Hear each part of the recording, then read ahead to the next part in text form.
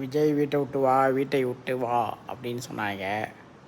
வீட்டை விட்டு வந்தார். வந்த பிறகு எவ்வளோ கூட்டம்னு பார்த்தீங்களா இல்லையா?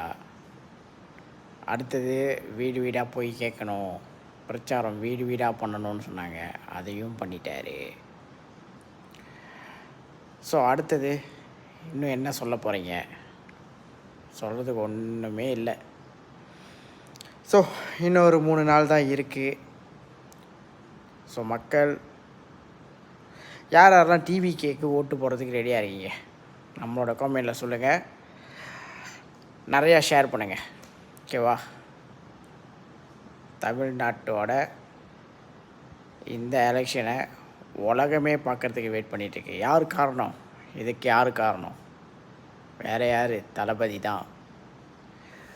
உலகத்திலே முதல் முறையாக உங்கள் ஊர் எலெக்ஷனை உலகத்தில் உள்ள எல்லா தமிழர்களும் பார்க்குறதுக்கு வெயிட் பண்ணிக்கிட்டு இருக்காங்க.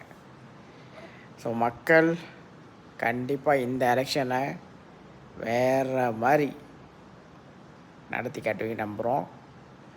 கண்டிப்பாக டிவிகேக்கு ஓட்டு இருக்குது.